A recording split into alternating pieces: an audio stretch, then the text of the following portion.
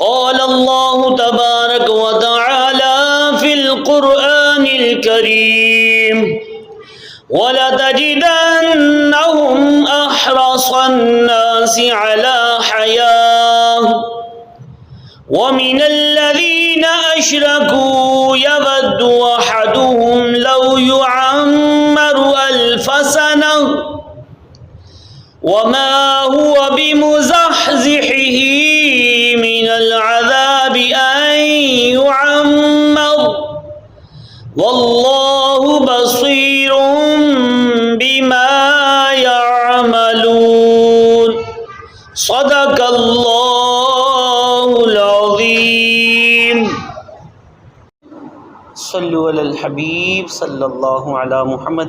بے شک ضرور تم انہیں پاؤ گے کہ لوگوں میں زیادہ جینے کی ہوس رکھتے ہیں، اور مشرکوں میں سے ایک گروہ تمنا کرتا ہے کاش اسے 1000 سال کی زندگی دی جائے، حالانکہ اتنی عمر کا زیادہ دیا جانا بھی اسے عذاب سے دور نہ کر سکے گا، اور اللہ ان کے تمام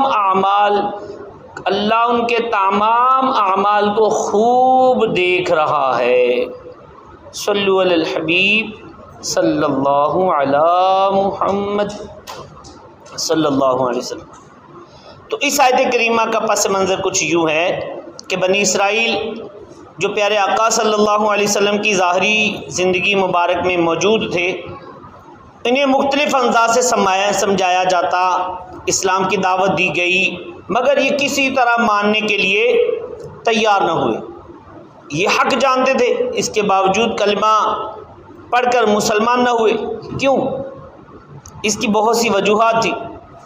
ایک وجہ یہ تھی کہ ان کا کہنا تھا کہ آخرت ہماری ہے، یعنی ہم نبیوں کی اولاد ہیں، اہل کتاب ہیں، ہزاروں انبیاء کرام علیہ السلام ہم بنی اسرائیل میں تشریف لائے، لہٰذا ہم چاہے جو بھی کرے، اسلام قبول کرے یا نہ کرے، ہر صورت میں جنت میں تو ہم نے ہی جانا ہے۔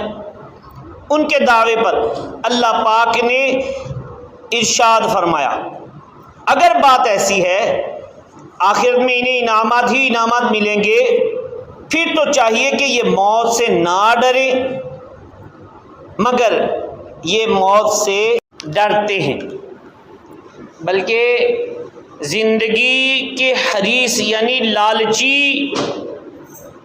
لالچی ہیں۔ ارشاد فرمایا وَلَتَجِدَنَّهُمْ أَحْرَصَ النَّاسِ عَلَى حَيَاةٍ، اور بے شک تم ضرور انہیں پاؤ گے کہ سب لوگوں سے زیادہ جینے کی ہوس رکھتے ہیں۔